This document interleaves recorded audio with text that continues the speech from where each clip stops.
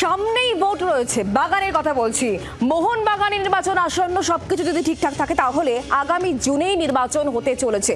শতাব্দী প্রাচীর এই ক্লাব এই মুহূর্তে দুই শিবির রয়েছে, একদিকে দেবাশিস আর অন্যদিকে সৃঞ্জয়। দুই পক্ষ এখন ফুটবল এর রাজনীতি দুভাগে ভাগ হয়ে গিয়েছে, একেবারে আড়াআড়ি ভাবে ভাগ হয়ে গিয়েছে। একদিকে বর্তমান সচিব দেবাশিস দত্ত এবং তার ঘনিষ্ঠরা, অন্যদিকে দেবাশিসের প্রতিদ্বন্দ্বী হিসেবে দাঁড়িয়েছেন সৃঞ্জয় বসু। ছেলের হয়ে ময়দানে ভোট চাইতে ইতিমধ্যেই নেমে পড়েছেন টুটু বসু। দেবাশিসের পাশে রয়েছেন সৃঞ্জয়ের ভাই শ্রমিক বসু। নচিকেতাকে নিয়ে সভা করার কোনো প্রয়োজন নেই, এই কটাক্ষ ছুড়ে দিয়েছেন দেবাশিস। দুপক্ষই চাইছে শাসক দলের সমর্থন। আমরা এই দুই শিবিরের বিষয়ে আরো জানবো, কথা বলবো। আমাদের দুই প্রতিনিধি এই মুহূর্তে আমাদের সঙ্গে রয়েছেন। অর্কদীপ্ত মুখোপাধ্যায় এই মুহূর্তে আমাদের সঙ্গে রয়েছেন, অন্যদিকে দেবাঞ্জন এই মুহূর্তে আমাদের সঙ্গে রয়েছেন। আমি প্রথমেই অর্কদীপ্ত তোমার কাছ থেকে জানার চেষ্টা করব, দুটো শিবির এই মুহূর্তে, একদিকে দেবাশিস দত্ত, অন্যদিকে সৃঞ্জয় বসু, দুই শিবির এই মুহূর্তে একেবারে ভাগ হয়েছে, যদিও দু পক্ষই খুবই আত্মবিশ্বাসী। কি বলা হচ্ছে?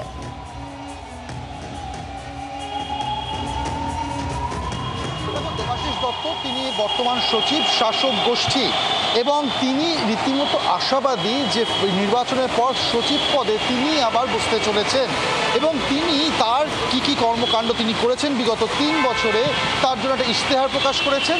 আগামী দিনে সচিব হয়ে ফিরে আসার পর তিনি কি করবেন সেটা নিয়েও কিন্তু তিনি সদস্য সমর্থকদের একদম খোলা ইশতেহার প্রকাশ করেছেন।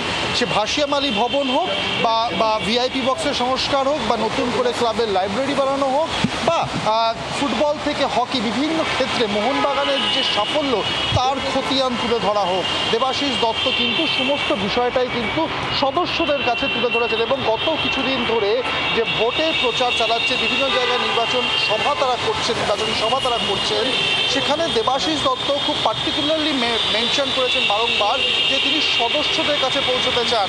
যেখানে 250 সদস্য রয়েছে, 300 সদস্য রয়েছে, কোথাও 55 জন সদস্য রয়েছে, সেখানে সদস্যদের সাথে আলোচনা করতে চান। মোহনবাগানের আড্ডা বা মোহন আড্ডা এই নাম নিয়ে তিনি সদস্যদের সাথে আলোচনায় বসেছেন এবং সেখানে নিজেদের বক্তব্য জানাচ্ছেন, সদস্যদের বক্তব্য শুনছেন। এবং তিনি একটা কথা বারবার যেটা বলছেন যে এই নির্বাচনকে কেন্দ্র করে, যে নির্বাচন যদি সব কিছু ঠিকঠাক থাকে জুন মাসেই হতে পারে, সেই নির্বাচনকে কেন্দ্র করে কাদা ছোড়াছুড়ি, ব্যক্তিকেন্দ্রিক আক্রমণ সেটা কখনোই কাম্য নয়। এখানে কিন্তু তিনি বিরোধী গোষ্ঠীর দিকে আঙুল তুলেছেন যে কাদা ছোড়াছুড়ি বা ব্যক্তিকেন্দ্রিক আক্রমণ কিন্তু বিরোধী গোষ্ঠীর তরফ থেকে হয়েছে এবং তিনি খুব পরিষ্কার করে জানিয়েছেন যে তিনি নিজে এবং তার যারা ঘনিষ্ঠ রয়েছেন তাদেরকে খুব পার্টিকুলারলি তিনি বলে দিয়েছেন যে কখনোই যেন ব্যক্তিকেন্দ্রিক আক্রমণ না হয়।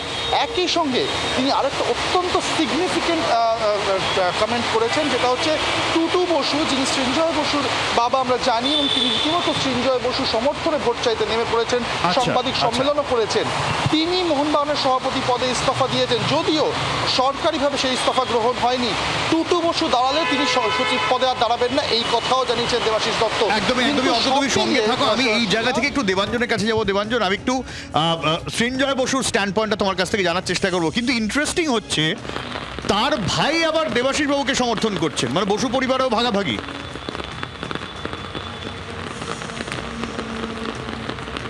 দেখো, বসু পরিবারে ভাগাভাগি কি শেষ পর্যন্ত হবে কি হবে না তা সময় বলবে, কিন্তু মোহনবাগানের নির্বাচন নিয়ে একটা কথা বলা যায় যে সেই বলিউডের সেই গান দোস্ত দোস্ত না রাহা, 2018 সালে এই দেবাশিস দত্তকেই সচিবের পদ থেকে এবং তাকে সাসপেন্ড করেছিলেন সচিব অঞ্জন মিত্র।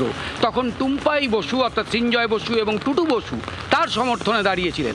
আজকে তারা একটা পক্ষ, আর যিনি তাকে সাসপেন্ড করেছিলেন সেই অঞ্জন মিত্র, প্রাক্তন সচিব, প্রয়াত সচিব, তার মেয়ে কিন্তু এখন দেবাশিস দত্তের পক্ষে তিনি ভোট যুদ্ধে নেমেছেন। কিন্তু একই সঙ্গে আজকে আমরা যখন সৃঞ্জয় বাবুর সঙ্গে কথা বলি, তিনি কিন্তু বলেন যে শতাব্দী প্রাচীন এই ক্লাব, অনেক কথা উঠছে যে শতাব্দী প্রাচীন ক্লাবে যেখানে মাত্র 6818 জন ভোটার এই ভোট যুদ্ধে তারা অবতীর্ণ হবেন, তাদের এই 6000 2818 জনের ভোট নিয়ে কেন এরকম পরিস্থিতি তৈরি হচ্ছে, এরকম ধুন্ধুমার পরিস্থিতি? তাতে কি ক্লাবের যে পক্ষ থেকে একটা কি ইতিবাচক বার্তা সেটা যে ব্যাহত হচ্ছে তা কি নয়? তা কিন্তু স্পষ্ট নস্যাৎ করেছেন সৃঞ্জয় বসু। তিনি বলেছেন যে না, এখানে কোনো রকম নস্যাৎ হচ্ছে না। অটল বিহারী বাজপেয়ীর তিনি প্রসঙ্গ টেনে এনে বলেছেন যে তিনি তো শাইনিং ইন্ডিয়া বলেছিলেন। তারপরে তো ভারত চলছে, নতুন প্রধানমন্ত্রী এসছেন, নতুন ভোট হয়েছে, আরও ভোট হয়েছে, এগুলো গণতন্ত্রের নিয়ম। এবং তাকে সমর্থন করেছেন প্রাক্তন ফুটবলার শিশির ঘোষ, তিনিও একই কথা বলেছেন। এবং একই সঙ্গে তিনি যেটা বলেছেন যে মোহনবাগানের যে সাফল্য সেখানে কিন্তু সঞ্জীব গোয়েঙ্কা, আর সঞ্জীব গোয়েঙ্কাকে এনেছিলেন তারই বাবা টুটু বসু। একদমই। দেবাঞ্জন এবং অর্ক দুজনকেই অনেক ধন্যবাদ। আমরা একটু দেবাশিস দত্তের বক্তব্য কি এখনো পর্যন্ত উঠে আসে সেটা শোনাই আপনাদের।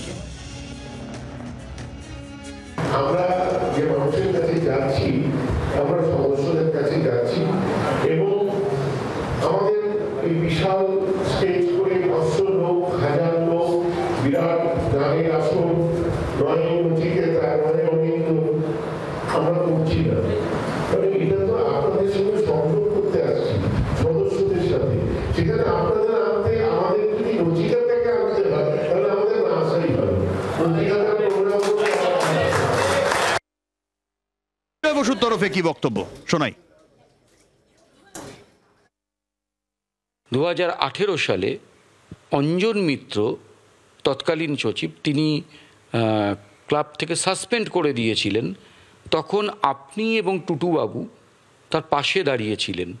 সেই দেবাশিস দত্ত কি করে হঠাৎ করে আপনার বিরোধী হয়ে গেলেন?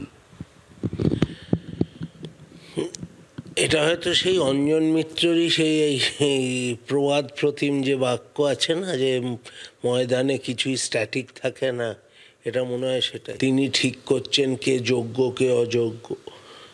সো এরকম হাসি লাগে। আমি তো মনে করি আমাদের এটা ঐতিহাসিক ভুল ছিল অঞ্জন কাকুর সাথে এই বিরোধে করাটা।